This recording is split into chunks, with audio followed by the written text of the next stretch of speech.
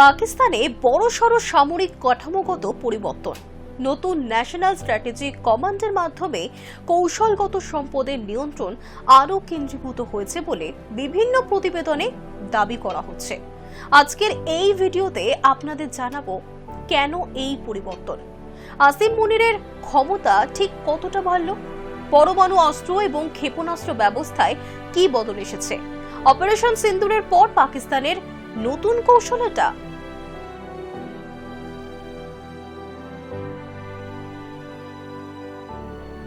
পাকিস্তানে বড়সড় সামরিক রদবদল, পরমাণু হাতিয়ারের নিয়ন্ত্রণ নিজের হাতে তুলে নিলেন ইসলামাবাদের সেনা সর্বাধিনায়ক ফিল্ড মার্শাল আসিম মুনির।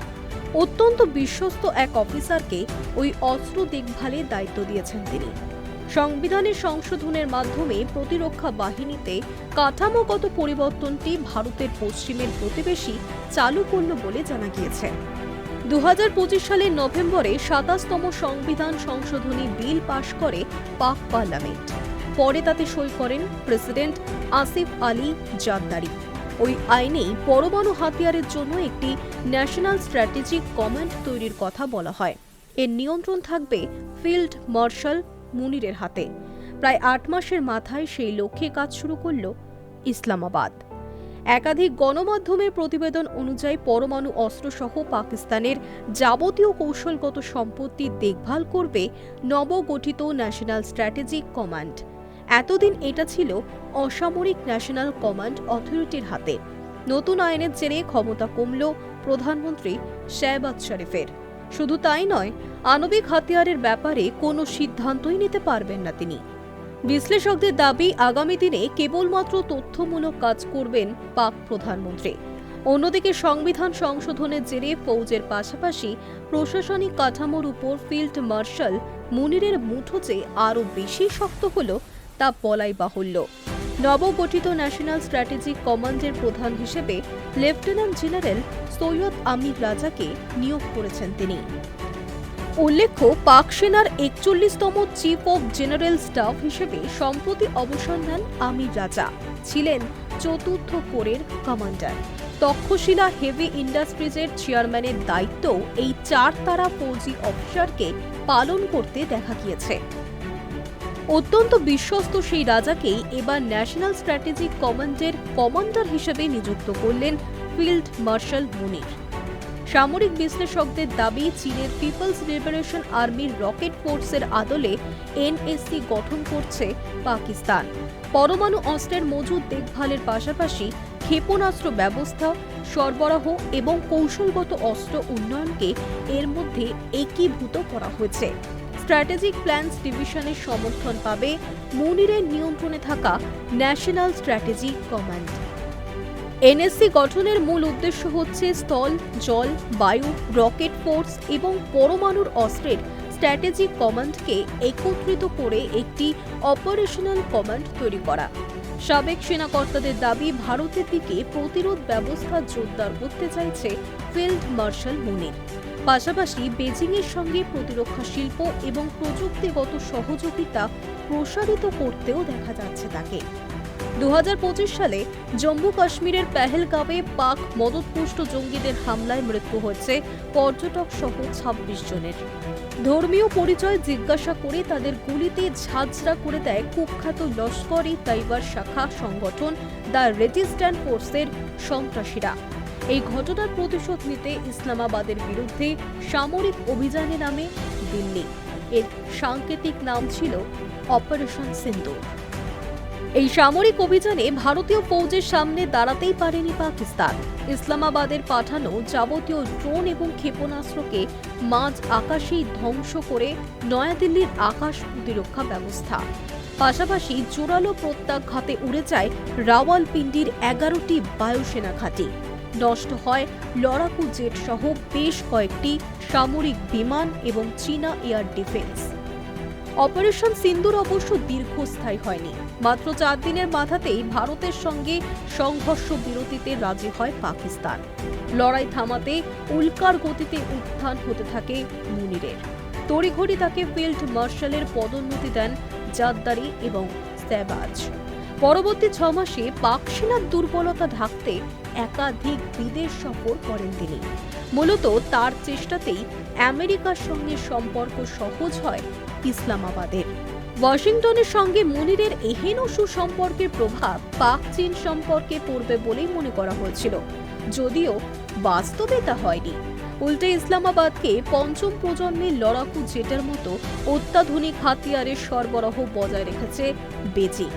শুধু তাই নয়, চীন পাকিস্তান অর্থনৈতিক বারান্দা বা সিপিএসি প্রকল্পের দ্বিতীয় পর্যায়ের কাজ শুরু করতে বিপুল লগ্নির কথাও ঘোষণা করে ড্রাগন। অপারেশন সিন্দুরের পর যুযুধান আমেরিকা এবং চীনের সঙ্গে ভারসাম্য বজায় রেখে বিদেশ নীতি ঠিক করার 16 আনা কৃতিত্বই অবশ্যই মুনিরের প্রাপ্য। সবশেষে অবশ্যই বলতে হবে সৌদি আরবের সঙ্গে পাকিস্তানের কৌশলগত পারস্পরিক প্রতিরক্ষা চুক্তির কথা। গত সেপ্টেম্বরে রিয়াদের রাজপ্রাসাদে আরব দেশটির যুবরাজ মোহাম্মদ বিন সালমানের সঙ্গে এতে সই করেছেন পাক প্রধানমন্ত্রী। সেখানেও হাজির ছিলেন রাওয়ালপিন্ডির ফিল্ড মার্শাল। পাক সৌদি কৌশলগত পারস্পরিক প্রতিরক্ষা চুক্তিতে বলা হয়েছে, এই দুইয়ের মধ্যে কোনো একটি দেশ তৃতীয় কোনো শক্তি দ্বারা আক্রান্ত বা আগ্রাসনের শিকার হলে তাকে উভয় দেশের উপর আঘাত বা যুদ্ধ হিসেবেই বিবেচনা করা হবে। প্রতিরক্ষা বিশ্লেষকদের একাংশের দাবি, রিয়াদের সঙ্গে এই সমঝোতার মাধ্যমেই পুরো পর্বে ইসলামাবাদকে ঢেকে ফেলেছেন ফিল্ড মার্শাল মুনির। ভারতের জন্য যা বেশ উদ্বেগের। এর জেরে আগামী দিনে অপারেশন সিন্দুরের মতো জঙ্গি দমন অভিযান চালানোর আগে দুবার ভাবতে হবে নয়াদিল্লিকে। এহেন ধূর্ত মুনিরের সঙ্গে পূর্বশ্বরী পাক সেনাপ্রধান জেনারেল মুশারফের চিন্তা ভাবনার প্রভূত মিল খুঁজে পেয়েছেন সাবেক সেনাকর্তা থেকে প্রতিরক্ষা বিশ্লেষকেরা।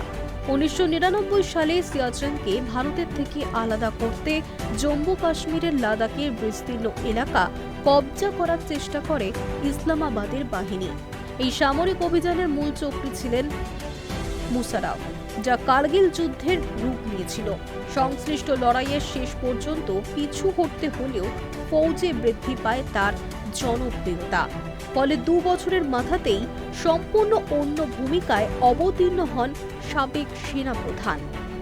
2001 সালের জুনে সেনা অভ্যুত্থানের মাধ্যমে পাকিস্তানের কুর্সিতে বসেন মুশারফ। নিজেকে দেশের প্রেসিডেন্ট হিসেবে ঘোষণা করেন তিনি। এরপরই মার্কিন যুক্তরাষ্ট্রের সঙ্গে ঘনিষ্ঠতা বৃদ্ধি করেন ইসলামাবাদের ফৌজি জেনারেল। ওই বছর সন্ত্রাসের বিরুদ্ধে যুদ্ধে নামে আফগানিস্তান আক্রমণের সিদ্ধান্ত নেয় আমেরিকা, যার পোশাকি নাম ছিল অপারেশন এন্ডুয়ারিং ফ্রিডম। এতে ওয়াশিংটনের বাহিনীকে সম্পূর্ণ সহযোগিতার হাত বাড়িয়ে দেয় মুশারফ। স্থলবেষ্টিত কাবুলিওয়ালা দেশ পর্যন্ত যাওয়ার রাস্তা তাদেরই দিয়েছিলেন তিনি। মুশারফের সময় পাক চীন সম্পর্ক ছিল যথেষ্ট মজবুত। মূলত তার আমলেই বেজিংয়ের সঙ্গে হাতিয়ার সংক্রান্ত একাধিক প্রতিরক্ষা চুক্তি করা শুরু করে ইসলামাবাদ। সাবেক সেনাকর্তার এই ভারসাম্যের খেলা মুনির হুবহু অনুসরণ করেছেন বলে মনে করছেন বিশ্লেষকদের একাংশ। তাদের কথায় এগুলির পাশাপাশি সন্ত্রাসবাদ নিয়েও দুজনের চিন্তা ভাবনার বেশ মিল রয়েছে। এরই ফলস্বরূপ বিভিন্ন সময় নাশকতার জেরে রক্তাক্ত হতে হচ্ছে ভারতকে। তবে এগুলির উল্টো যুক্তিও রয়েছে। এবছরের ফেব্রুয়ারি থেকে আফগানিস্তানের সঙ্গে সীমান্ত সংঘর্ষে জড়িয়েছে পাকিস্তান। ফলে দিল্লি এবং কাবুল দুদিকের আক্রমণের আশঙ্কায় ভুগছে ইসলামাবাদ। সেই কারণেই ন্যাশনাল স্ট্র্যাটেজিক কমান্ডের দায়িত্ব পুরোপুরি মুনিরের হাতে তুলে দিলেন জাদ্দারি এবং শেহবাজ। একে সামনে রেখেই বাহিনী পুনর্গঠনে জোর দিচ্ছেন ফিল্ড মার্শাল। ন্যাশনাল স্ট্র্যাটেজিক কমান্ডের জন্য সেনার পদস্থ আধিকারিকদের পদোন্নতি গত 15 মাস ধরে স্থগিত রেখেছে পাকিস্তান। নিয়মিত কমান্ডার পর্যায়ের বৈঠকও করছেন না মুনির। পাশাপাশি আঞ্চলিক কোর কমান্ডারদের ক্ষমতায় হ্রাস করতে দেখা গিয়েছে তাকে। এই নিয়ে পাক ফৌজের মধ্যে বিদ্রোহের আশঙ্কাও উড়িয়ে দিচ্ছেন না কেউই। এবার আসা যাক পাকিস্তানের পারমাণবিক কমান্ড আগে কিভাবে পরিচালিত হতো। ন্যাশনাল কমান্ড অথরিটি (NCA) 2000 সালে গঠিত হয়। এটি পাকিস্তানের পারমাণবিক অস্ত্র ব্যবস্থাপনার সর্বোচ্চ নীতি নির্ধারণী সংস্থা। এর প্রধান বৈশিষ্ট্য হচ্ছে চেয়ারম্যান সাধারণত পাকিস্তানের প্রধানমন্ত্রী। সদস্যদের মধ্যে সেনাপ্রধান, বিমান বাহিনী এবং নৌবাহিনীর প্রধান, প্রতিরক্ষা মন্ত্রী, পররাষ্ট্রমন্ত্রী এবং অন্যান্য গুরুত্বপূর্ণ ব্যক্তি থাকেন। এর অধীনেই কাজ করে এসপিডি, যারা পারমাণবিক অস্ত্রের নিরাপত্তা, সংরক্ষণ, পরিবহন এবং অপারেশনাল পরিচালনার দায়িত্ব পালন করে। এই ব্যবস্থায় চূড়ান্ত রাজনৈতিক নিয়ন্ত্রণ ছিল বেসামরিক সরকারের হাতে, যদিও বাস্তবে পাকিস্তানের সেনাবাহিনীর প্রভাব দীর্ঘদিন ধরেই অত্যন্ত শক্তিশালী। High news network.